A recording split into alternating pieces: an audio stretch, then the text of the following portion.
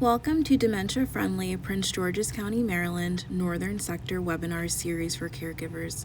Today's topic is Being My Mom's Mom by Loretta Woodward Veney, sponsored by Prince George's County Government and the Department of Family Services.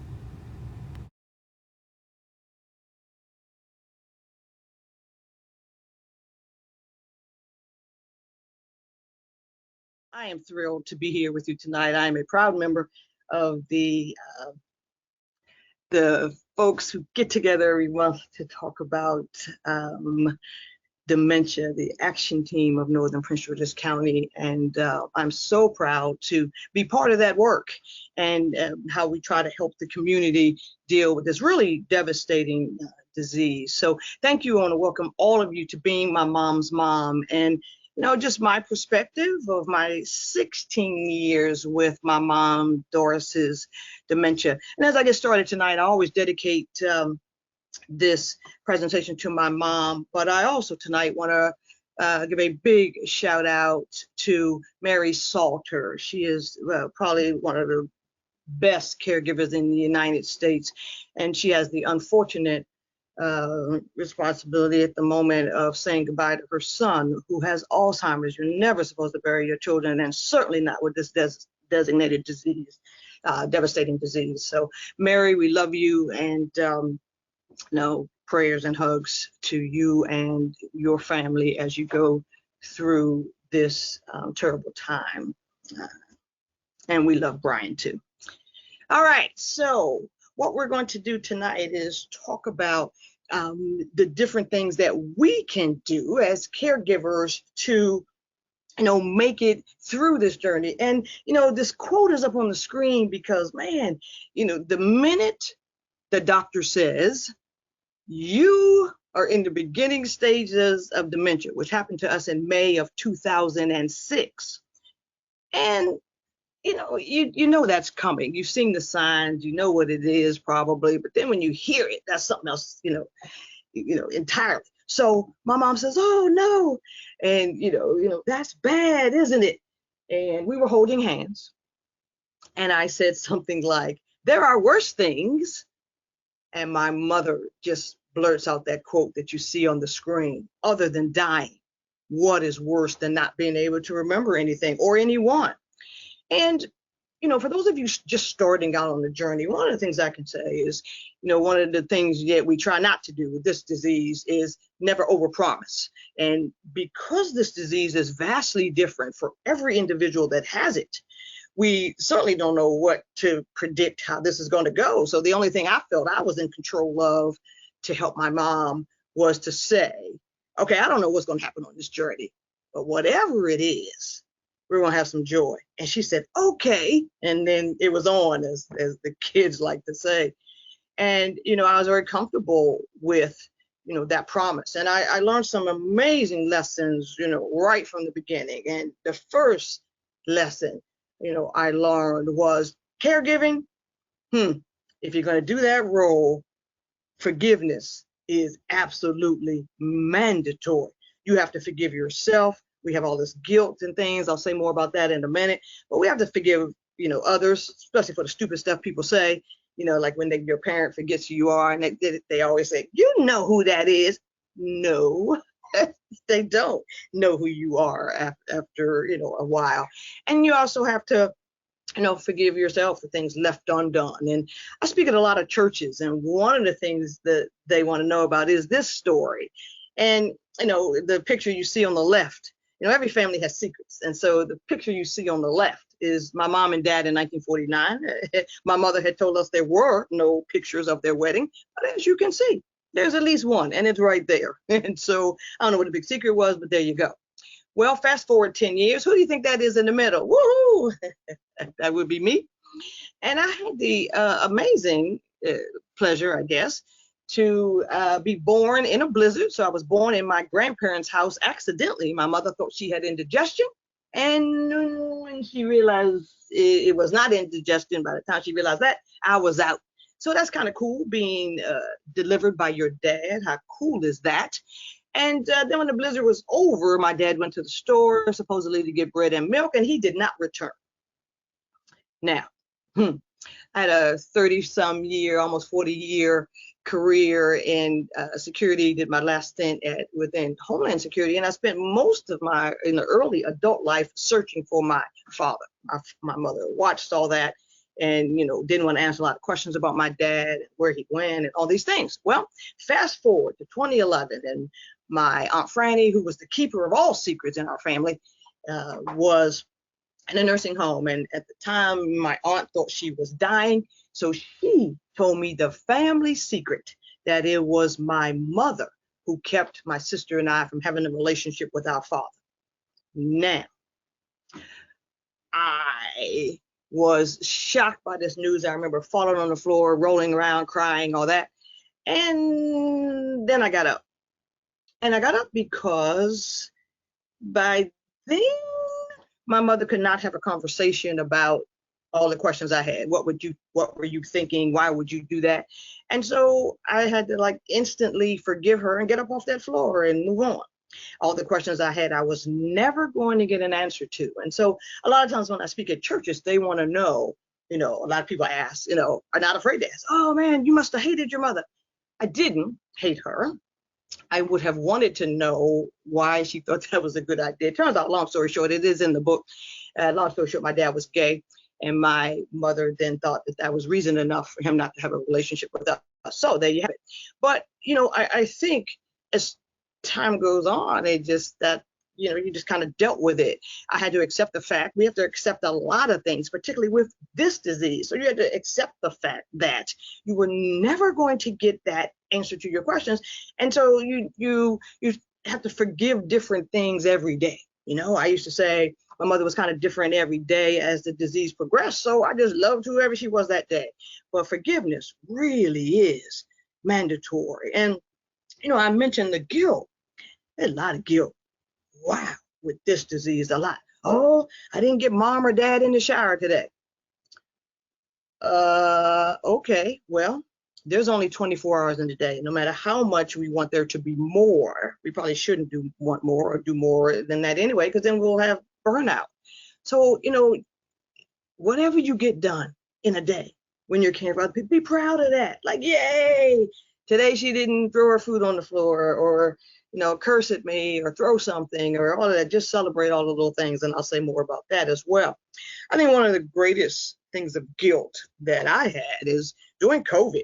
I was a fifth generation Washingtonian. So the 99 days of the original COVID lockdown was the longest I had ever been separated from my mother. I went to high school in DC, went to college in DC, went to grad school in DC. And so one of the reasons for that, my mother and I were very close, and didn't want to be that far away from her. I think my mother had a lot of depression when I was a teenager, and I'm like, let me stick close to home. So I did that. That picture that you're looking at on the left is interesting. It's in the midst of COVID, as you know, is my mother's 92nd and what turned out to be her last birthday. So imagine not being able to spend the last birthday with her. At the time, obviously you don't know that. I love the sweatshirt, the folks at the group home where she lived bought for her. If you cannot read it, it says, I turned 92 in the middle of a pandemic and none of you are invited. It's just an hysterical shirt. So I went there, I bought those balloons you see in the picture and the cake and stuff, but they had cake and ice cream without me. I waved through the window and that was about as good as it gets. So a lot of guilt around that. When people say, oh, you should have had your mom living at home with you. Well, that was my mother's idea, not to live with her children. That would have been my husband and I's first choice, was for her to live with us. But she made us sign a document. I was about 14 years old. My mother made us sign a document that said we would not make her live with us. I still laugh about that. And, but you have all this guilt about things you can't control. I didn't make the pandemic. We all suffered as, part of it. But, there was nothing that we did wrong. And so, but that guilt is still hard to overcome. And then that last picture there, January 23rd, a little more than a week before she died. And, you see that incoming, you think to yourself, oh. And so, yeah, just a lot of guilt about, did I do everything I could possibly do? And, we can't second guess ourselves like that. I still help to this day co-moderate a few support groups and things like that. And we talk about guilt a lot. But remember, guilt can be really devastating to your physical and mental health. So, phone a friend when, you feel like you're kind of at your wit's end for that. So forgiveness is mandatory, and it helps with that guilt as well. Second lesson I kind of learned: challenges are just unavoidable. Listen, I think the best thing I did for myself was really just try to take one step at a time. Because here's the thing you don't get when you become a caregiver. You do not get an expiration date. You go to the grocery store, you pick up this meat, and you see it's expired, you put it back. And there's no expiration date. You don't get that letter that says you are going to be caregiving for 17 years. And you're like, oh, better pace myself. Even if it's a few months, pace yourself. Because it can be long. And if you burn yourself out at the early part, wow. So the picture on the left, my sister and only sibling. 2 weeks after my mother was diagnosed with dementia, my sister was diagnosed with MS. I took her to live with my niece, also in that picture, because I couldn't take care of both of them. My sister, my niece really wanted her to come anyway. My sister was happy. I started doing the MS marathons for my sister. The year she was diagnosed, I did 11 altogether. I gave her the very first medal, which is around her neck. And she died in 2011, and we buried the medal with her.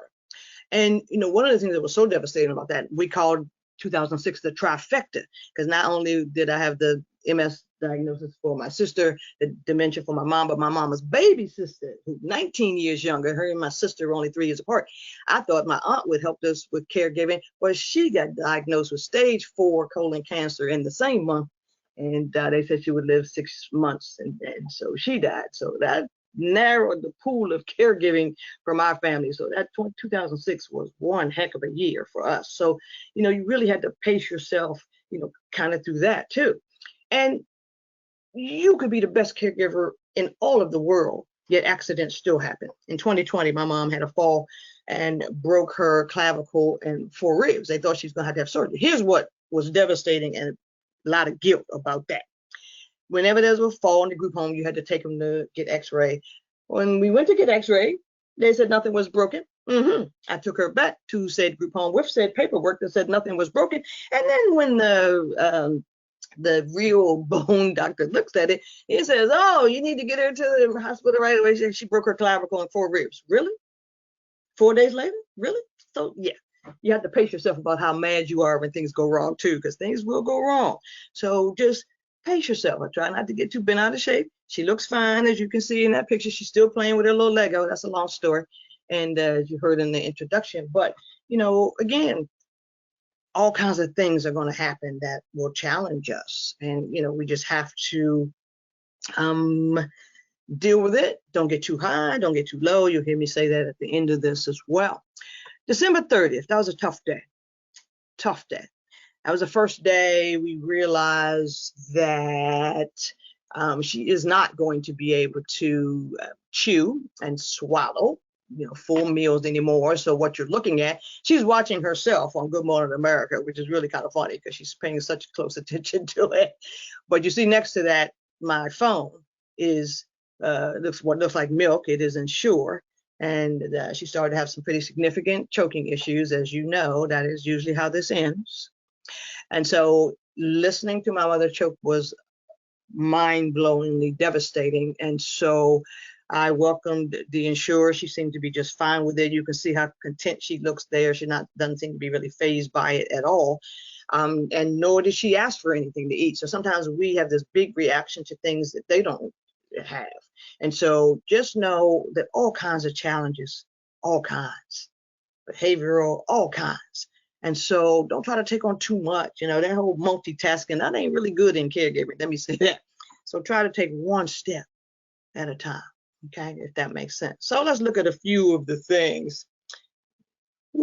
Wandering. Here's what most caregivers say. Oh, my loved one would never wander. They never wander until they do, right? So one of the things you want to be thinking about right now is my house dementia friendly, proof? You remember when you were having kids and you baby proofed the house, you put the gate up and put the tops on stuff and locked cabinets? We need to do that in this situation too. Do not leave the door unlocked and unattended and all that when someone is diagnosed with this disease, because, you know, like, it's very much what people say. Oh, they would never wander until they open that door and walk out. And as you see in that picture, there's the Prince George's County Police Department looking for my mama. She escaped not once, not twice, but 3 times. I had to put a GPS in her shoe. You will see that later. So, wandering. What a thing. So be prepared for that. There are all kinds of things to, you know, deal with that particular behavioral challenge. Eating. I mentioned the liquid Ensure in that last, you know, few weeks of her life. This photo is her first pureed meal. So she was having the same chicken, green beans, all that everybody else at the group home was having. And almost everybody there had dementia, though, so she probably was definitely not the only one on pureed food at that time. That was her very first pureed meal. She looked funny, but not, you know, unhappy. She was like, oh, what's this? You know, nothing to cut up. She seemed a little relieved, too, that she didn't have to try to use knife and fork. So whatever's in that bowl was, you know, chicken and mashed potatoes and green beans. I remember the green beans specifically because I was there when it was, you know, blended up. But, you know, she didn't fuss about it or anything. So we have to be careful not to overreact to things that they might not overreact to. It was a sad day for me. I remember calling all my friends. I'm like, man, we to this pureed food part. But, you know, she just goes with the flow kind of thing. And we have to do that, too. So I call this page the INGS, I-N-G-S, the wandering, the eating. Now let's talk about refusing. We're going to talk about patience in a few minutes. One of the things that challenges caregivers' patience, you know, probably more than most things, is when they refuse to do something. I'm not going to eat that, or I'm not taking a shower, or you can't make me stop driving. Okay, so take some deep breaths and don't argue back. That doesn't do a lot. And what's so funny about refusing in terms of people with dementia is that, you know, if you wait an hour, 20 minutes, couple hours, whatever, and then say, hey, no, let's get in the shower. Okay. Totally different from what they said an hour ago, right? So don't get up and out of shape. Just ask it differently, phrase it differently, come back to it later. Because if you say, I'm taking care of you and you will get in the shower, I will not. So your whole day can be like that. Just come back to it later. Drop it, then come back. Kind of simple, but it saves you a lot of heartbreak. Now, here's the thing that might not be that easy as the refusal. A lot of times, one of the really bad things about this disease is they accuse you of doing different things, right?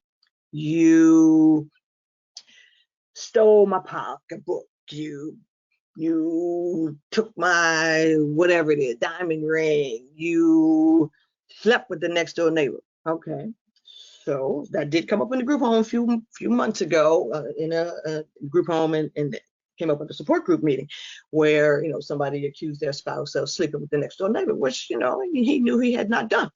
And there are other situations too. Be very careful of all the valuable things that you have in the house that they may have access to, because there was also a situation a few months ago where an individual with dementia gave a neighbor a diamond ring valued somewhere around $10,000. The person knew the person that gave it to him had dementia, but she refused to give it back when the family came back to get it. She gave it to me, so now they're going to have to go to court and try to resolve it. Who does that, you know? Really. But lock stuff up. If you have things that are valuable, don't leave them out. My mother, when she didn't recognize something, she threw everything away. We had shopped and bought her a brand new wardrobe, and then one of her neighbors called me to say, I think Miss Doris is throwing some new clothes in the incinerator in the building. Oh my God, that's when we knew it was time for my mother not to live alone.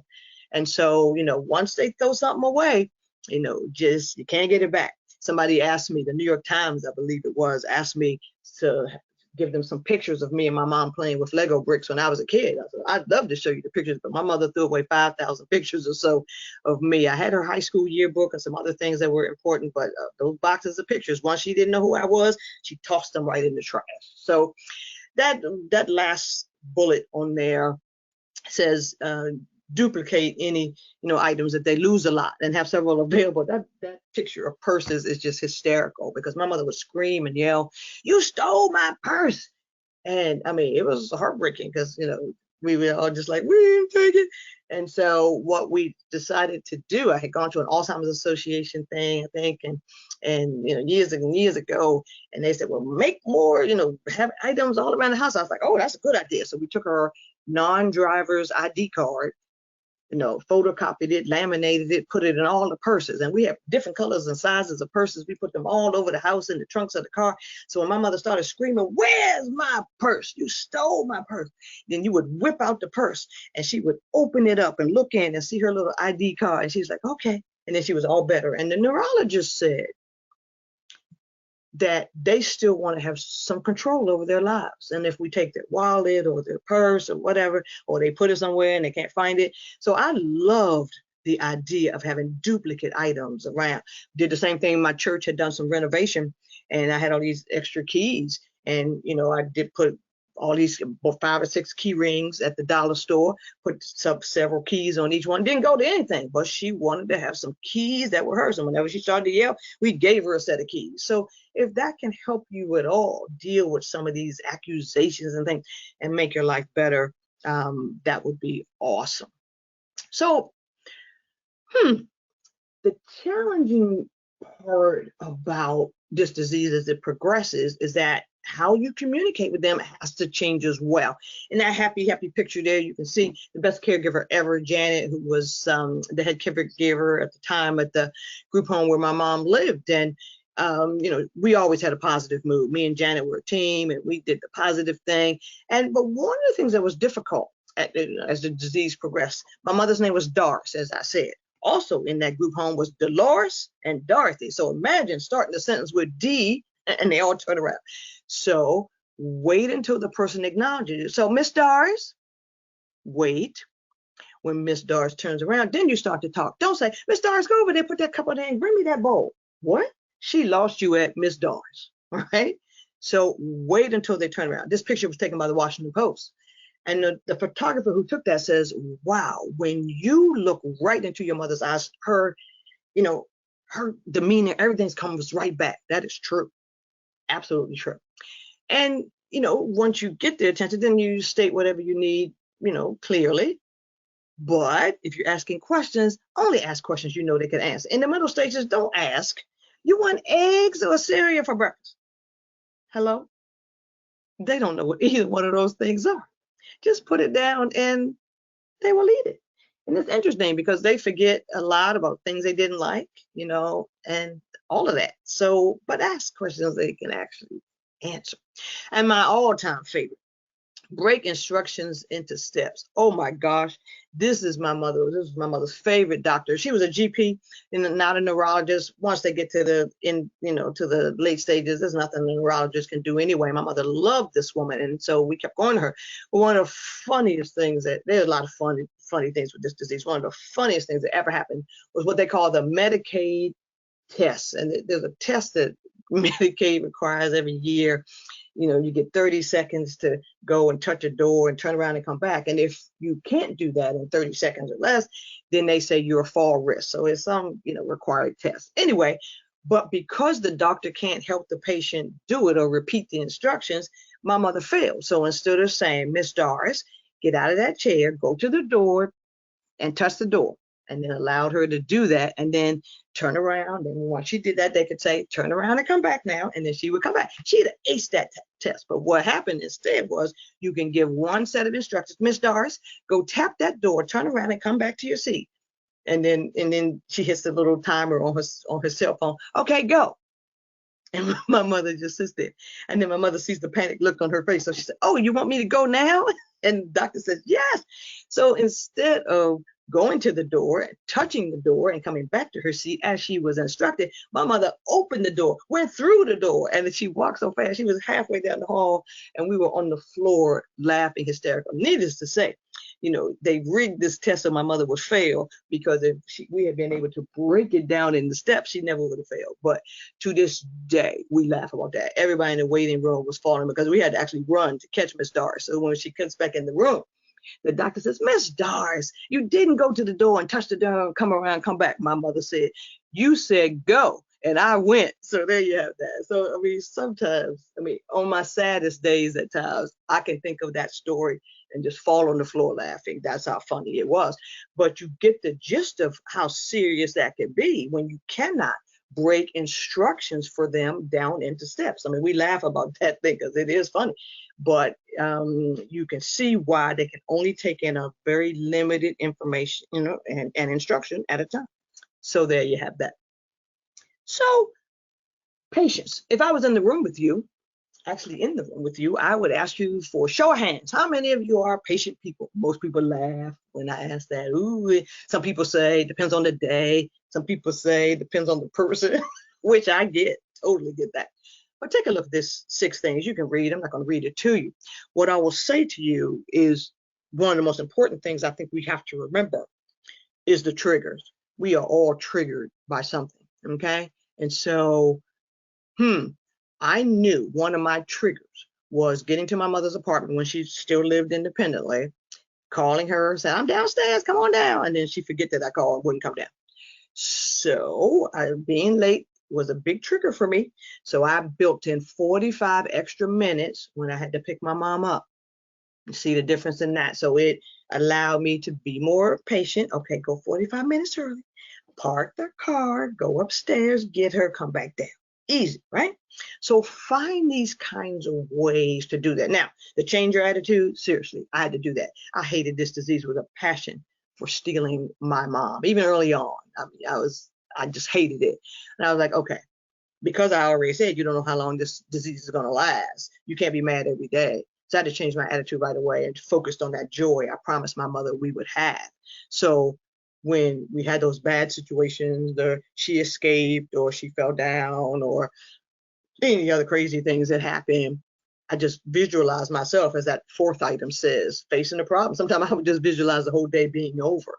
But whatever strategies you can do, count to 10, count to 100, all those kind of things, do that, because it's a big thing. And, it's a significant, challenge. Now, one of the questions I was always asked whenever I was out with my mom, and I took my mom everywhere. I wasn't going to keep my mom at home, even when she repeated the same thing over and over and over. I knew in the line at Walmart that got on people's nerves, but hey, I wasn't going to keep my mom at home because it bothered you that she said the same thing over and over. So, but there are a lot of ways to get past that. So you can see in that picture, my mother is doing her Lego thing. Now, one of the things you may have already observed in who you're caring for is that phrase, I want to go home.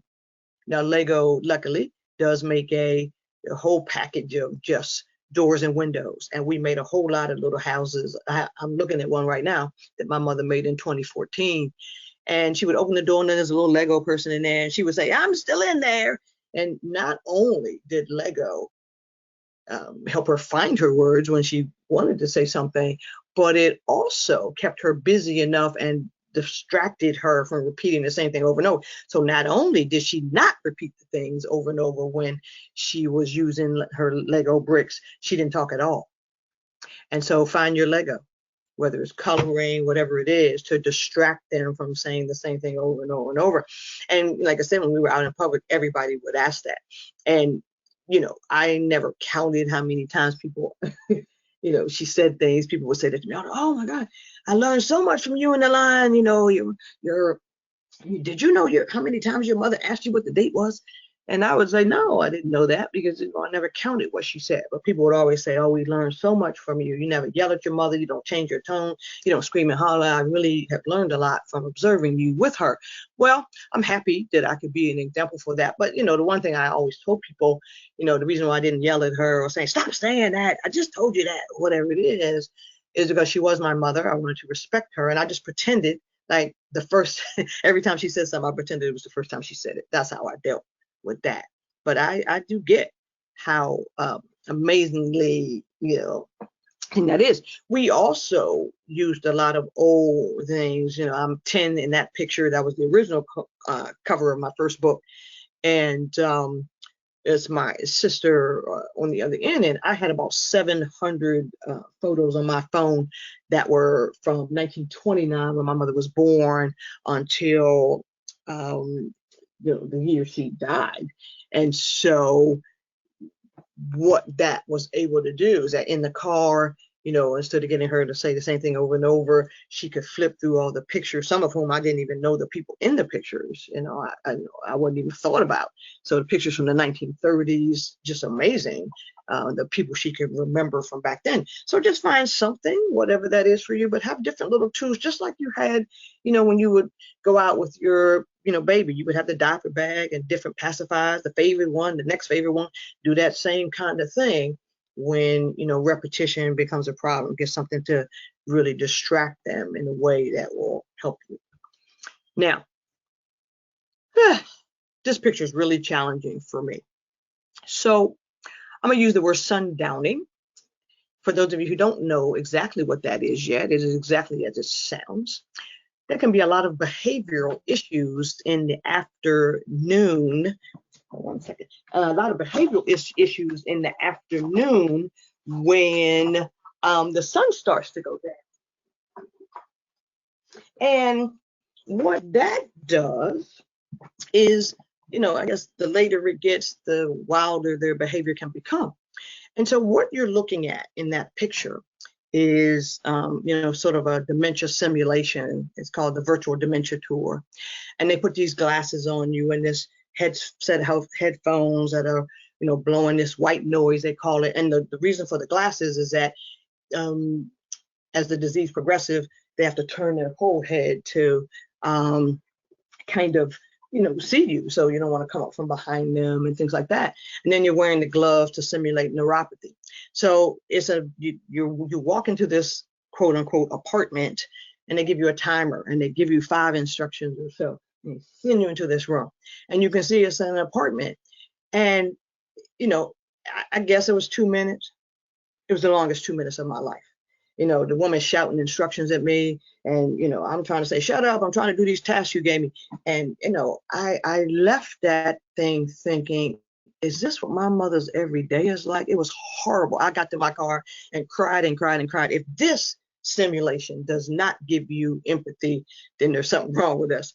I'm one of my tasks, you can see I'm holding a little medicine Monday through Sunday thing, and one of my tasks was to put it in the little everyday things. I dropped all the pills on the floor, because when you have arthritis, you can't deal with the little teeny thing. Oh my gosh, it was quite the thing. And it took me a long time to get over that. The other thing that you can't tell that you really have to be careful of in that picture, the second one with the sofa, look to the left of that sofa, there's a cat and a bowl. What we don't realize is that cat can help trip people over when they're walking. There's water in that bowl. People might pick it over and it could be cat food. People might eat that. And there's knitting needles on the table.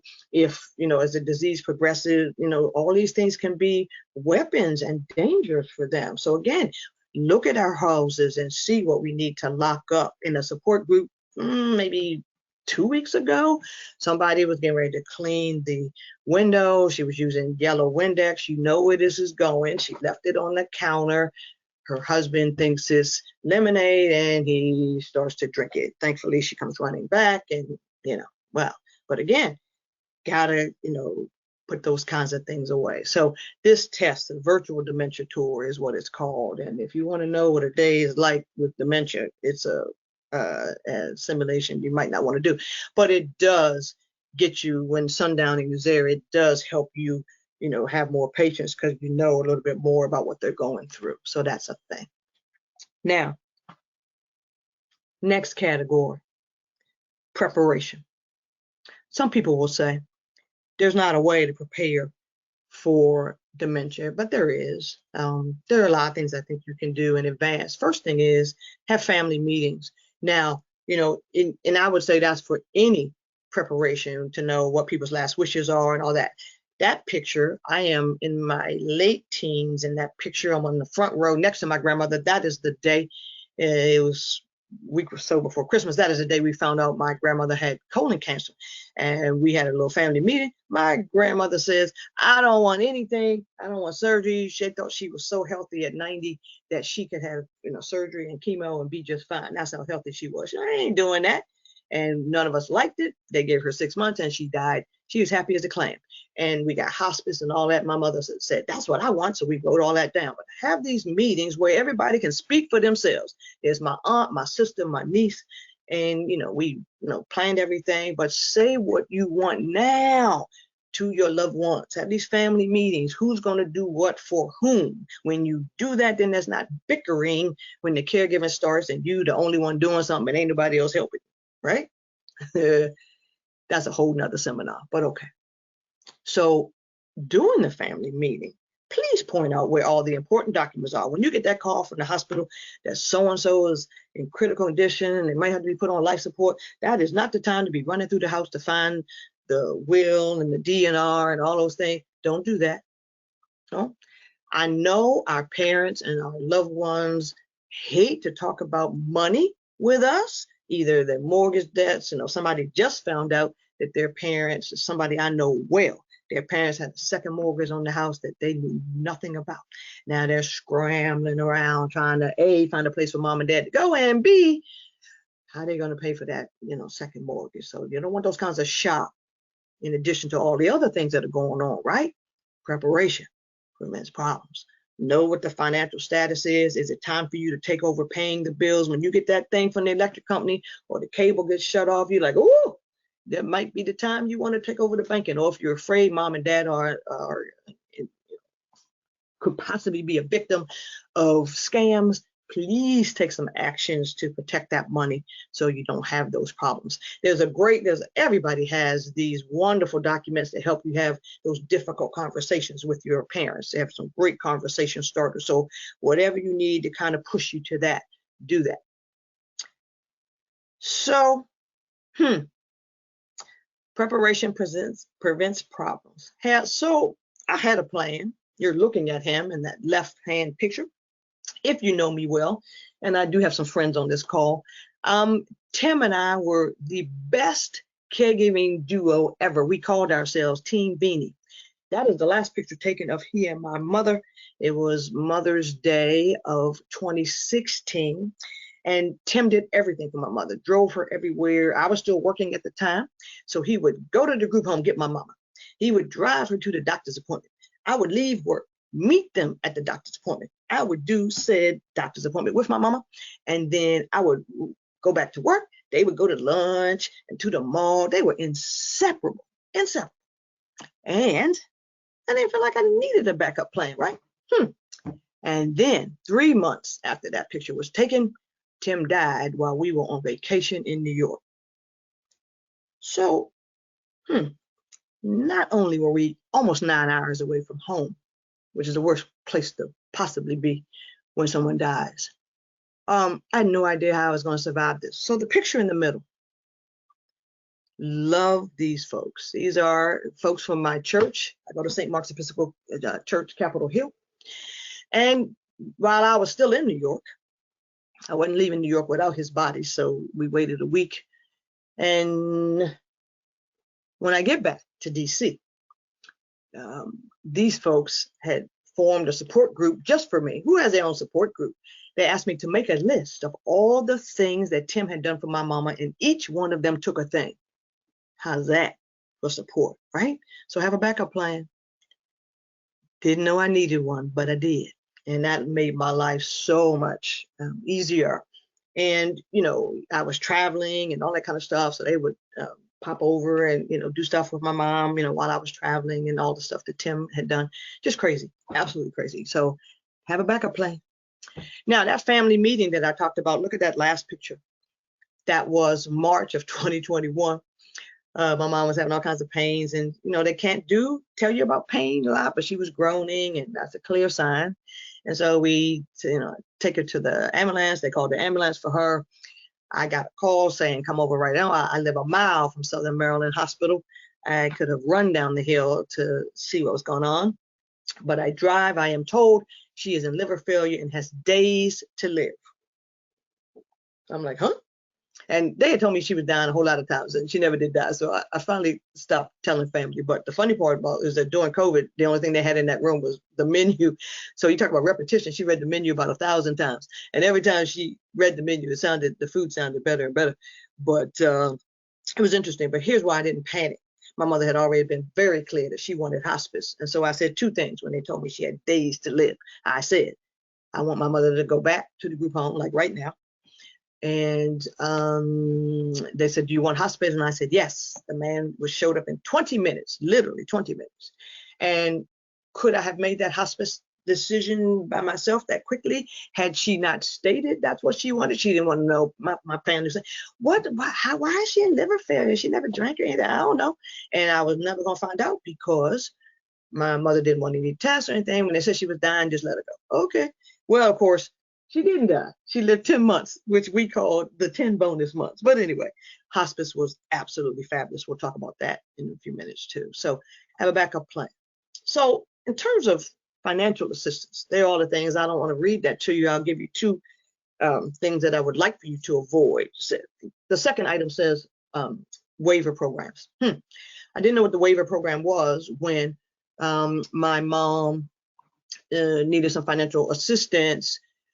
She had a government job, but her retirement pay was pretty low. She retired from the government as a grade 7. You probably know that doesn't get you a whole lot of anything.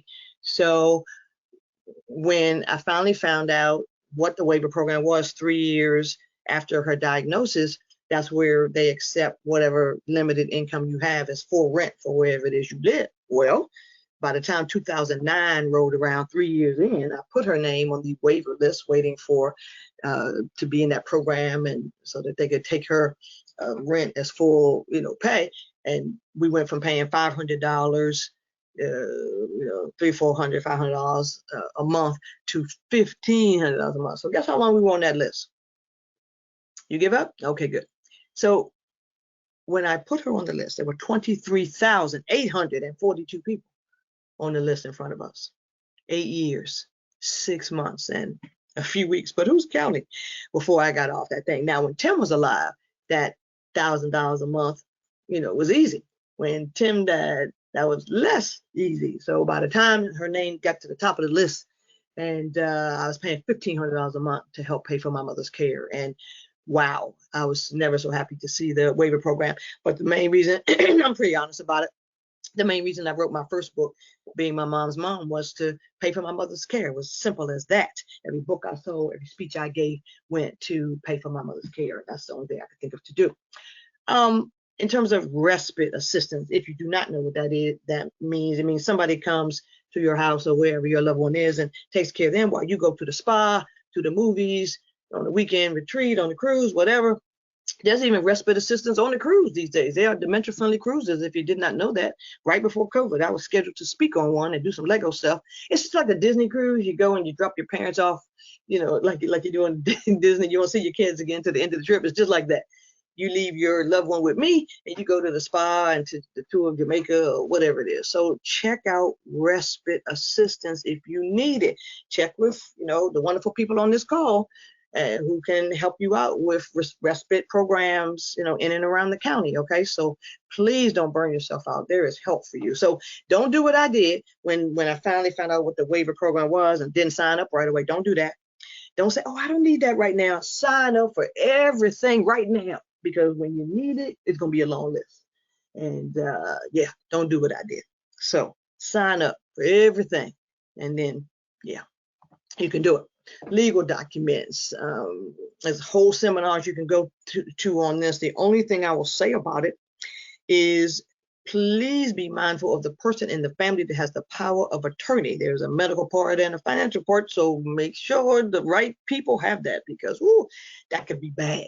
My mother had a living will, and I put my house in a trust when Tim died, because if I had gotten, COVID and died, who would take care of my mother? I was all my mother had by then. By that time, she had outlived everybody. My sister and my husband actually died on the same day, 5 years apart. That left me and her.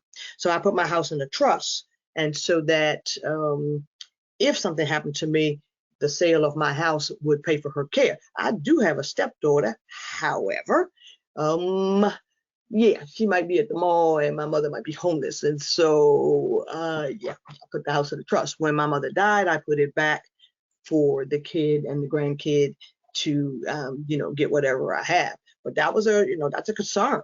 And so hopefully you can talk to somebody about those kinds of things if you need it. Guardianship is a long and fairly ugly process. When a person can't take care of themselves, somebody has to jump in. That's a long thing. We always encourage people to try to find something other than that. In terms of the documents, the physician's order life sustaining treatment document and DNR, that's what the in most states, the first letter is of the state. So in Maryland, is the Maryland Medical Orders for Life Sustaining Treatment. That is a little more powerful, at least around here, than a DNR. So talk to people about the kinds of forms you may need. Hospice isn't for everybody, but in my case, it was both. My grandmother's experience was so wonderful. I was the appointment person. We let 3 or 4 people come a day. The kids sang and danced and did all kinds of stuff. It was like a wonderful process. Every day that 6 months was a lot of fun. And my mother was so enthralled with it, she decided she definitely wanted hospice. So know about all these kinds of things before you're going to need it, right? And, I know one of the loneliest things, I am going to, my name that was on the front of there, my website is lorettaveney.com. Really easy. I'll pop that in the chat before we get off. But one of the things caregivers always say is, I don't have hope. I'm losing hope. I'm alone. You are not alone. So, Dementia Friendly, which is obviously sponsoring this, is so many chapters of Dementia Friendly America, and, find these amazing websites and support groups. AARP, if you have not been on their family caregiving page, it's a thing. It is a thing. You can say whatever you want. Oh, this was the worst day ever. Oh my God. And nobody's going to judge you. Girl, I had that day yesterday. I mean, it's an amazing thing. And so all of you don't want to leave your house and go to a support group. There's so many online. And then sometimes the person's situation you read about is so much worse than yours. You're like, oh, I'm going to just sit here and be quiet. I don't have that kind of problem. So you're not alone. So seek out the kinds of services that you need. We're here. So, raise your hand, phone a friend, as they like to say. And how I have chosen to give hope to other people is to go around these different places, and play with Lego with people. I've had people talk again after years and years of not talking, remembering some memory they had of, something they did years ago. And so it's an amazing tool. And as I said, I am a certified Lego serious play instructor. That is one of the funniest things. And who knew we would end up on Good Morning America because of that? But it's quite the thing, and it's a lot of fun. And I try to leave, caregivers and people with dementia alike with a lot of hope and a lot of joy as well. So, here's what I'd say about, not losing hope. And it has a lot to do with the memories you build. My mother always insisted on reading my presentations in advance to tell me how good it was, right? We just always would laugh about that. And she and my granddaughter were inseparable. My mother used to love the color. So my granddaughter's holding the book so that mom can really see. And, I think you have to be really into reality in a big way when you know the end is coming. It snowed in right after Christmas of 2022, just like not even an inch, right? But we scraped together this snowball. We knew it would be the last time she would see snow, and look at the look on her face. She's having a ball. And I think when the end is near, we do things. And she just absolutely loved it. And she kept saying, it's cold, but just a smile that was on her face too. So, we have to make these memories, and we also have to know, what might be coming. So, one of the ways I always end this, and we'll have some time for questions or comments or whatever. One of the things that's so interesting about this disease is, you just never know what's going to happen. And when I speak, I've done so many, keynote addresses, and all these people are staring at you for, inspiration, some hope or something. And Somebody asked me, what was my sort of motto about this. On my website, it says, I help caregivers move from I give up to I got this. That's what it says. And somebody says, wow, that's so cool. How'd you come up with that? And, how did you get through the 16 years? And the answer's right there on the screen. It says, I have no expectations. Right after her diagnosis, I came up with this motto. I was telling somebody on the line before we started that one of the things Robin Roberts talks about on Good Morning America, and if you know anything about her story, she's been through several instances of cancer and all that. And so she has this saying, make your mess your message. And I was like, wow. And I've always, been a big fan of hers even before, we actually met. But what's interesting about my motto of, having no expectation, here's why I say that. And here's what I hope you can take from that. It was, what's that mean, have no expectations? Well, because you don't know how long it's going to last. Whenever things went really great, I didn't go too high, because that's unrealistic, and then you come crashing down. And then when things went wrong, I didn't go off the deep end either. So like this police car you're looking at is a perfect example. Here's how I came up with this motto. You never want to see a police car in front of an assisted living place, because somebody's missing, right? So they called me. She's gone. Again, this one's serious, right? So if you know anything about Route 210, otherwise known as the Indianapolis Speedway, where pedestrians get hit by a car all the time, there's all these accidents, people get killed. It is just just amazing highway. How fast can you go? Well, when my mom escaped this time, she got across the 4 lanes highway of 210 without getting hit by a car. You believe that? I don't believe it either, but she did. One of my friends at Homeland Security said, you want to see your mama crossing the street on the camera? I'm like, nope, don't want to see it. No idea how she didn't get hit by a car. But she doesn't. She makes it to the other side of 210 when she thankfully runs into a mother and daughter who recognize that blank stare. She's out, she's walking really fast. She looks like, she doesn't really know where she is. So they pull their car over, they get out, they say hi to my mom, and they say, what's your name? Doris. That's pretty much all she knows. Miss Doris, do you live around here? I don't know. Do you know where you live? No. Do you have somebody we can call for you? No. Oh boy.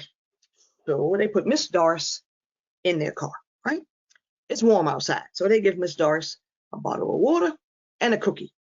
Translation, she ain't never gonna get out that car again. She loved cookies, right? Now, here's what is amazing. My mother had not called my name for 5 years. My mother forgot who I was in 2014, 7 years before she died. So my name for the last 7 years of her life was very nice person. But all of a sudden, when she gets lost in 2017, she's sitting in this family's car. There's a mother and daughter. The daughter's about 20 years old. They are dealing with their mother who also has it. So that's why they recognize my mom's situation right away. While she is in the back of their car, all of a sudden, my mother says, Loretta. And the girl says, oh my gosh, who's Loretta? Who's Loretta? And she says, I don't know.